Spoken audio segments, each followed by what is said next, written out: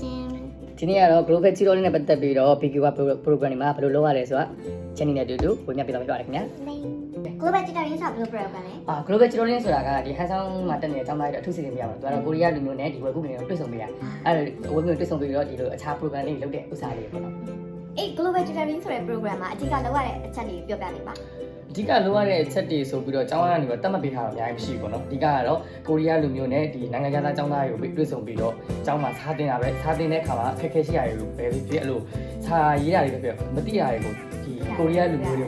ကိုရီးယားလူမျိုးတွေကိုကူညီပေးတဲ့ပုံမျိုးအဲ့လိုအများကြီးတော့မရှိဘူးပေါ့နော်အဲ့လိုပဲအဓိကအခက်အခဲတွေကိုကူညီပေးဖို့တဲ့ဒီ program ကိုလုပ်ပေးထားတဲ့ပုံမျိုးပဲပြီးတော့အဲ့ဒီကိုက global tutoring ကိုရှောက်နေရဆိုတော့ဘယ်လိုသိတာလဲ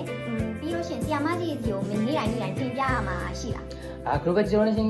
ကြတော့ဒီ group တွေရှိရမှာเนาะအဲ့မှာဆရာမတွေကဒါရှောက်လို့ရတယ်ပေါ့စိတ်ဝင်စားတဲ့သူတွေအဲ့မှာရှောက်လို့ရတယ်အဲ့ program ကိုလုပ်ပြီးတဲ့အချိန်မှာတစ်ပတ်ကိုမှ2နာရီတစ်ပတ်ကို1ရက်2နာရီတွေ့ရင်ရပြီအဓိက1ရက်ကို2နာရီပဲတက်တယ်တစ်နေ့ကို2နာရီနဲ့2ရက်တွေ့တယ်လည်းရတယ်တစ်ပတ်ကို2နာရီတွေ့ရင်ရပြီ